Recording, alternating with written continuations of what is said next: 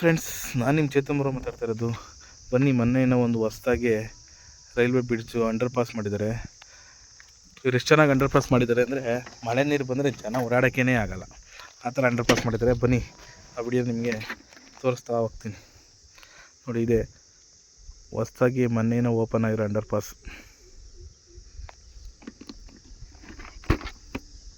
ನೋಡಿ ಫ್ರೆಂಡ್ಸ್, ಯಾವ ಥರ ನೀರು ಬರ್ತಿದೆ ಅಂತ ನಿಮಗೆ ಗೊತ್ತಾಗುತ್ತೆ.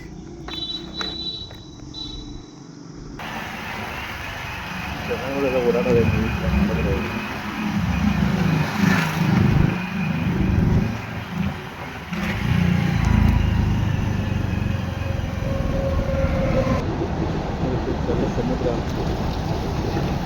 ಸಮುದ್ರ ಆಗ್ಬಿಟ್ಟೈತೆ. ನೋಡಿ, ಬೈಕ್ನವ್ರ ಕತೆನ, ಬೈಕ್ ಅರ್ಧ ಮುಚ್ಕೊತಾ ಇದೆ ಫ್ರೆಂಡ್ಸ್. ಮೊನ್ನೆಯಿಂದ ಓಪನ್ ಮಾಡಿರೋದು. ನೋಡಿ, ಬಂಡಿಹಳ್ಳಿ ರೋಡ್ ಗೇಟ್ ಇದು.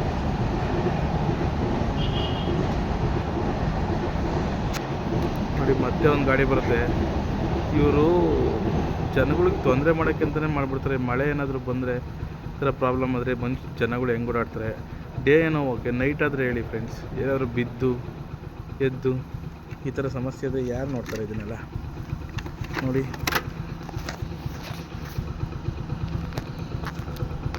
ಬನ್ನಿ ಹಾಗೆ ಒಂದು ಸ್ವಲ್ಪ ನೋಡ್ಕೊತ ಹೋಗೋಣ.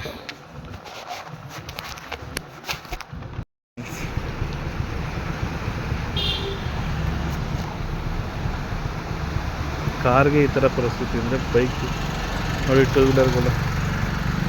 ವೀಲರ್ಗಳೆಲ್ಲ ಮುಳುಗೇ ಹೋಗ್ತವೆ.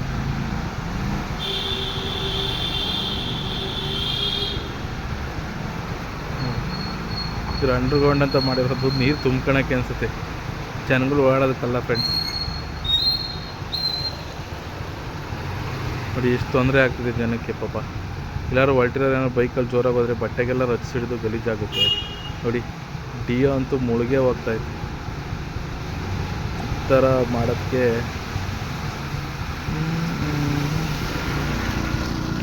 ನೋಡಿದ್ರಲ್ಲ ಫ್ರೆಂಡ್ಸ್, ಯಾವ ಥರ ತುಂಬಿದೆ ಅಂತ.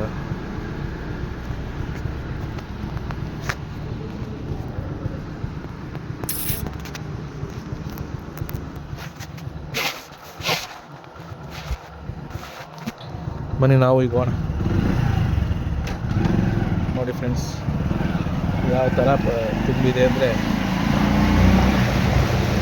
ನೋಡಿ ಕಾಲೇ ಮುಚ್ಕೋತಾಯಿತು. ನೋಡಿ, ಎಲ್ಲೂ ನೀರು ಹೋಗೋಂಥ ಜಾಗಗಳೇ ಮಾಡಿಲ್ಲ ಫ್ರೆಂಡ್ಸ್.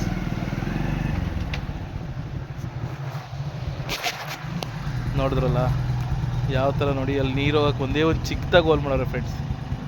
ಆ ಚಿಕ್ಕದಾಗಿ ಹೋಲ್ ಮಾಡಿದ್ರೆ ನೀರು ಹೋಗ್ಬಿಡುತ್ತಾ? ಇಷ್ಟು ದೊಡ್ಡ ಇದಕ್ಕೆ ಇಷ್ಟೇ ಚಿಕ್ಕದಾಗಿ ಹೋಲ್ ಮಾಡೋರೆ. ನೋಡಿ, ನೋಡೋಲ್ಲ. Bye friends.